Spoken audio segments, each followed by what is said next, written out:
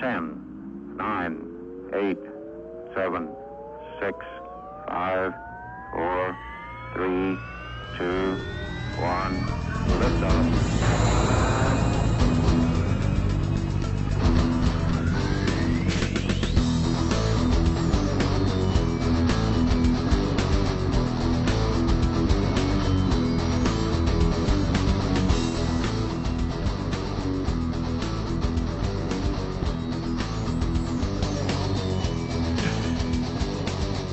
Well, at least it didn't make it up to 104 today. I'm okay with 86 for 5 minutes. That's about all you're going to get, too.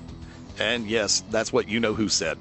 Greetings, good evening, how the hell are you? Welcome into Beyond Ringside Live on this beautiful first day of October. And inside the Beyond Ringside family, we call it Enochtober for very good reasons. Live from Studio 1 in beautiful Pelham, Alabama, I am the Magic City Motormouth Fast Eddie Lane, being joined by a tag team partner, the one, the only, the trivia master, the promoter, the incomparable Shane Noles.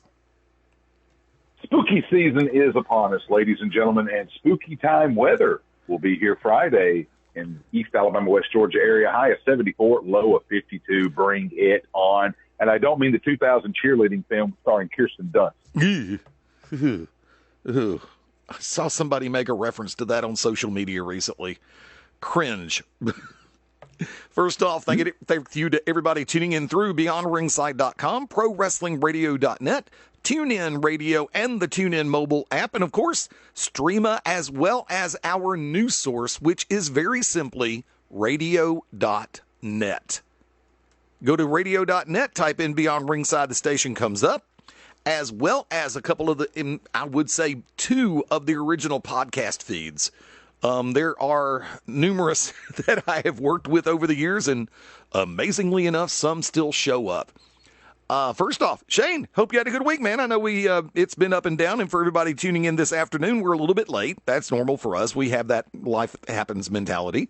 Of course, I was not able to be here this past Sunday. Extenuating circumstances, the roller coaster ride continues. Now I'll give him a chance to answer the question. I hope you've had a good week. It has been a very good week throughout. Had the opportunity Saturday to go to the Center for Puppetry Arts in Atlanta, Georgia, where all of the Jim Henson creations are on full display through the end of 2026, thanks to a deal made with the Jim Henson Company through Germany. Folks, if you get the chance, get up there. I've always wanted to go, but to see the original Kermit the Frogs, Miss Piggy's, Rolf the Dog, Gonzo, Elmo, Bert, and Ernie, so many cool things from the movies Labyrinth and The Dark Crystal on display. But I think my favorite was to see Jim Henson's 2 Grammy Awards on full display that he won for the songs The Rainbow Connection and Stepping Out with a Star. And really cool little treat there. Center for Puppetry Arts. They do a great job. I would love to go check that out sometime. Speaking of musical side, I want to say an early round shout out to some new best friends. Steve Stutzman. Sorry, Steve. I'll pronounce it right the next time. I swear to God.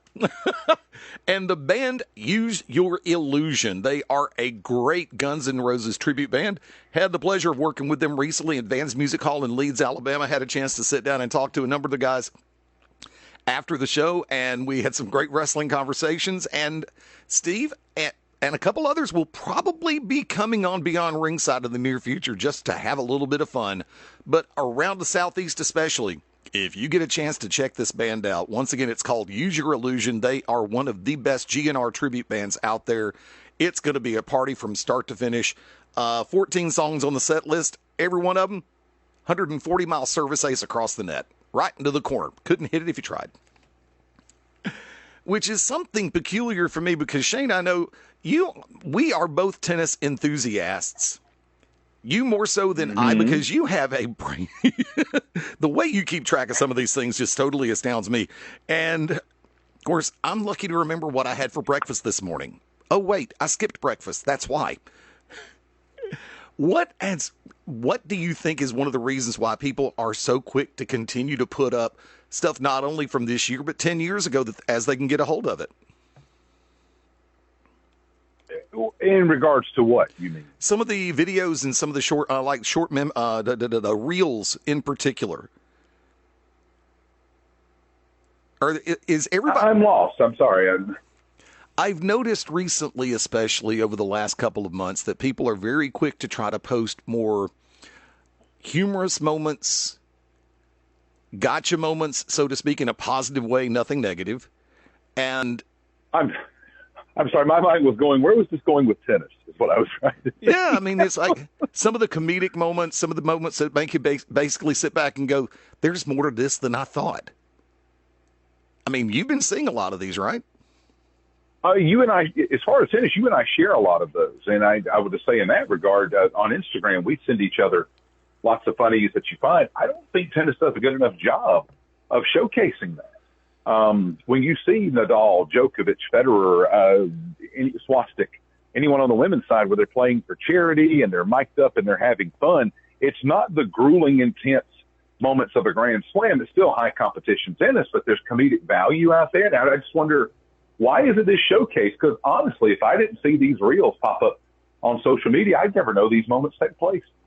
Yeah, I think the algorithm finds me every once in a while, and lo and behold, I'll get 4 per se. If I scroll through 20, I might actually get 9 or 10 that either I haven't seen before or haven't seen in a long time.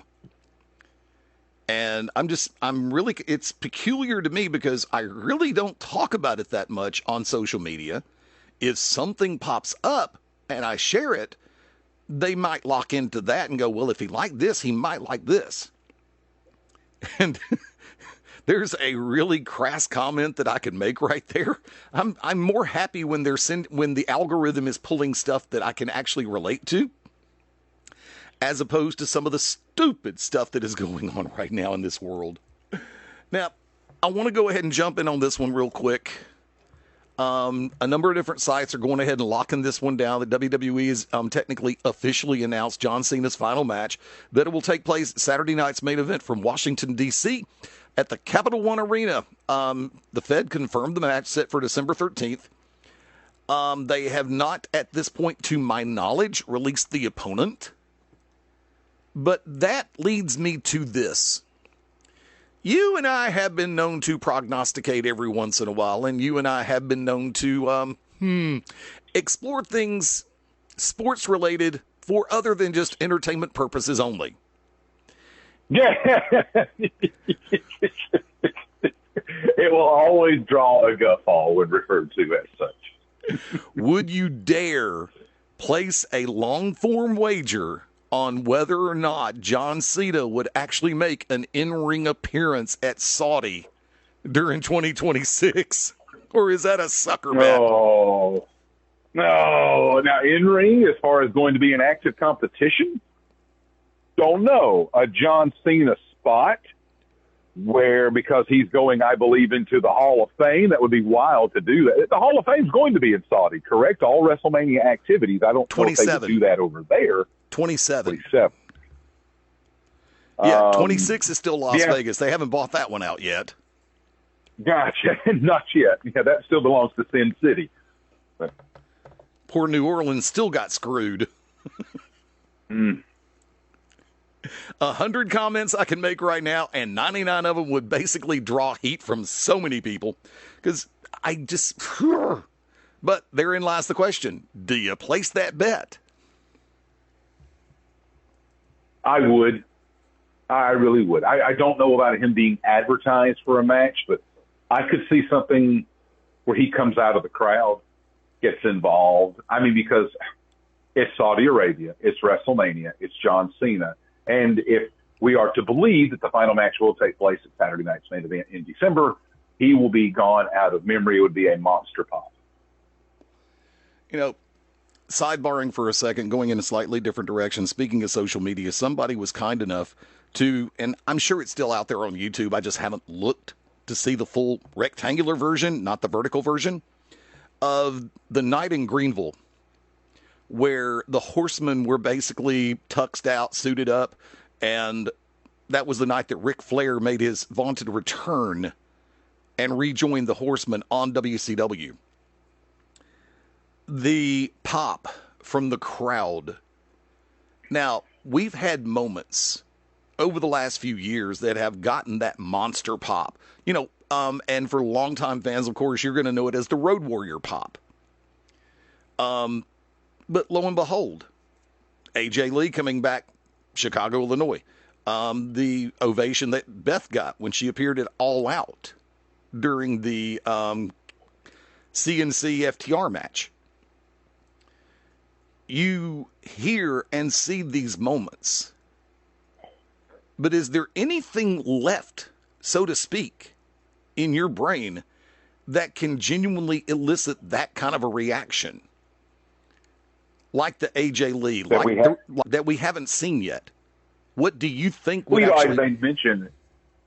I'd made mention in recent weeks that AJ Lee was the one female talent that hadn't been brought back for one of the women's Royal Rumbles in recent years, and I think that's why it got over so good. It's like we didn't just see her in the Rumble, that she returns 3 or 4 months later. She's been gone for a decade. You mean, is there anyone on either side, male or female, that could garner that?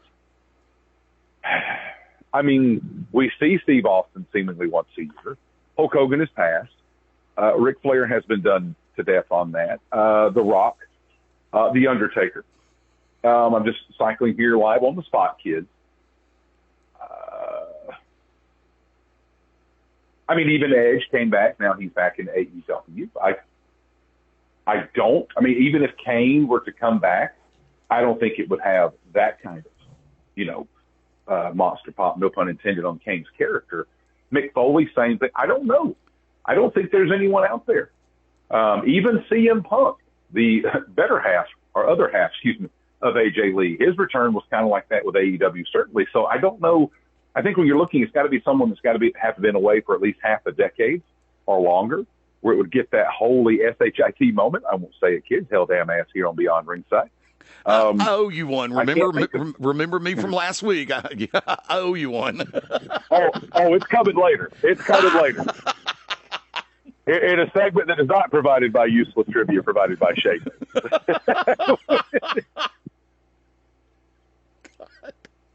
Oh, and by the way, for the record, yes, the return to the Beer Hog is imminent this Sunday, 7 Eastern, 6 Central. We'll be back there, and also probably next Wednesday as well for live broadcasts. So I'm going to go ahead and throw this one out. I've had some great conversations on the local level. Want to say hello to some of our new best friends with the Pelham Prowlers with the NA3HL. The NA3HL showing itself to be a great proving ground and a phenomenal organization in which young talent can hone their craft. And I'm genuinely looking forward to having some of the folks with the Pelham Prowlers here on the show in the coming weeks, as well as the Birmingham Bulls, another of our local hockey teams. They're getting geared up to open up their season at the Pelham Civic Complex on October the 17th. We're going to have some fun this year. And I may have an off day or two on game night, so don't be surprised if you see my happy ass there in the near future. But it's been an upside. And coming back to the topic we were playing with, what about Paige? If she were to actually return to WWE, do you think it would get that kind of, wow, here we go? I mean, it would garner a nice reaction. I don't think to the stratospheric levels that we're desiring here. Now, no pun intended, Trish. Oh, God. Just shoot me on that one. That's all I can say. Okay, look. I'm not a Trish Stratus hater. I'm not a Trish Stratus fan. Those who know me and have known me for a long time feel everybody puts Trish and Lita in the same breath. I'm sorry. I felt that Lita was more talented, but because Trish was more willing to strip down to bra and panties in 5 seconds flat, it just got more of a reaction with the crowd. And on a totally related note, why is it during the Attitude Era, we very rarely had a problem with wardrobe malfunctions unless they were actually wardrobe removal? as opposed to calendar years 23, 24, and 25, when it seems like the prevalent two words when it comes to the talent has been wardrobe malfunctions. Give me what you think is a percentage of intentional versus genuine oops. In regards to wardrobe malfunctions. Oh, I mean, when it comes to the ladies, I don't know how many accidental we've ever seen, because you're putting yourself in that position, I will say. For the men's side, I don't think Brock Lesnar expected to rip the jeans on his pants a couple of weeks ago. That was a true boo-boo. That was funny. I love the little shimmy and dance he did after. See, therein lies the funny part, and we haven't had a chance to talk about this one. But when it came to the appearance at WrestlePalooza, and what's her name was getting ready to do the introduction for Lesnar, and Paul Heyman comes out, interrupts. First off, she didn't sell that worth crap. she had the look on her face like, when is he coming? When is he coming? When is he coming? Okay, I'll go ahead and start it. Ah, there he is. Okay, cool. There was no shock, surprise, or anything else on her face. I'm sorry. I hate to do it like that. But remember, if this is genuinely a surprise, ring announcers, sell the moment. Damn, it's not that difficult. Hey, what the hell? That just means that somebody did not cover that day in acting class. Or proper utilization of facial expressions. What? But I say all that to say this.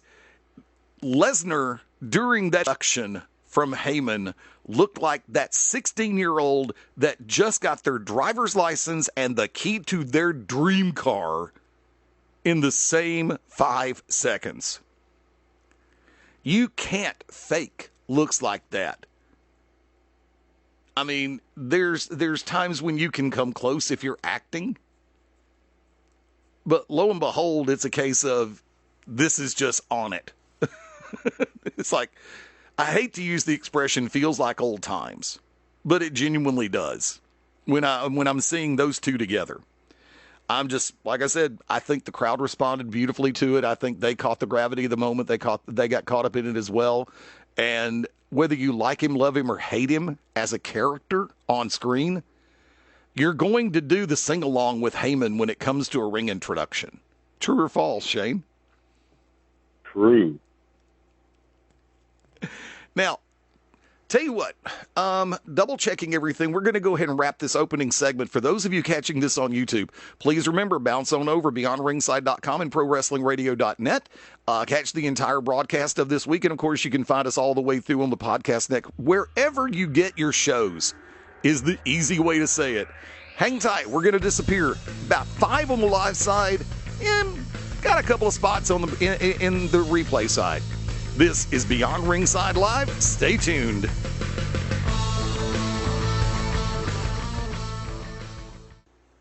This is Bambi Weeble with Masters of Ring Entertainment, and you are locked in to Beyond Ringside. This is the King of Taunts, the product David Starr, and you are locked in Beyond Ringside.